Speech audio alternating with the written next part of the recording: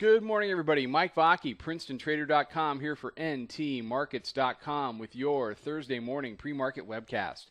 Okay, daily chart of the ES, and what you see here is, we've just made this really strong move up off of 38, and we pushed as high as 90.5 yesterday. Globex high is at 90, and we're pushing up above the upper Bollinger Band, and you're starting to see the band, let me zoom in one, you're starting to see the band curl up. So my primary concern right now, especially with this little low getting bought and we're trading up near highs, is that we're potentially going to ride the Bollinger Band for a couple of days. I talked about this in my subscriber Q&A last night. That's my primary concern. And we get back to that general rule that I have on daily charts, which is that you're not going to see any real rollover until the bears are able to breach the prior day low, which in this case is that 1677 that has been so difficult. It was difficult yesterday, and it was difficult the day before. Difficult from the standpoint of the bears. Very nice buying opportunities with respect to the bulls. We were able to get long in the room yesterday at 79. And it was a nice little trade for the majority of the day. So that's the first line in the sand. If you're a bear, and it's the first line that you want to defend if you're a bull. After that, you get back into the yellow line here, the 1670 area that's been important now since back in July. Those are two very heavy areas that the bears would have to go through.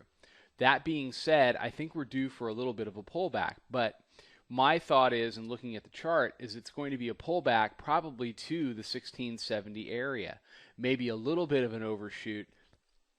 I am very skeptical about the bears' ability to get back below the middle band.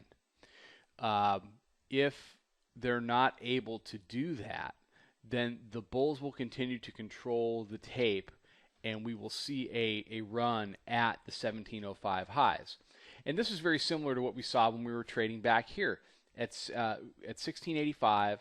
We went down, we made the 38% retracement, and we came back up to the highs, and we paused a little bit here. And, I would say, well, it's one of three things. Either we're going to make a little bit of a lower high, we're going to make a double top, or we're going to push through. So that's just a preview of coming attractions of what to expect over the next couple of weeks. We may get into that conversation. If the bulls try to go there from here, I see very little chance of them being able to make new highs, because I think you'll see some real exhaustion up at that area. So if you're a bull, you want to pull back at this point. You've done 50 off the lows. You want to pull back. People need to reload. The market's going to continue to get tired. So that's generally where we are with the tape. With respect to the pivots, you've got double pivots down at 1668, 1669. So it's consolidating down in that 70 area. The 3-day pivot is sitting right at 1677.5, so right on yesterday's lows. And in between there, you've got the 45-day pivot. So I'm not running out screaming, we need to get long-term short to my people, because we are only 17 handles from peak price down to that 45-day pivot. We are not at extreme levels at all. We're not at extreme levels. We're not at new highs. We are punching through the upper Bollinger Band, and that may give us a little bit of a retreat. But until we break through 77, I'm not going to get very interested on the short side, with the exception of intraday trades, because you have the risk of going down to, say, the daily pivot today, which is 86, going down, making a low, and then having the market reach back for new highs.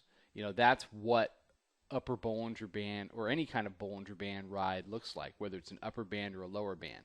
You make a move in the opposite direction of the band. You make a move in the opposite direction of the band, and then price reaches for that band. And it continues to do that each day, and you ride, and basically, then it puts every short out there on the pain train. Or if you're riding the lower band, it's the opposite. You put all the longs on the pain train.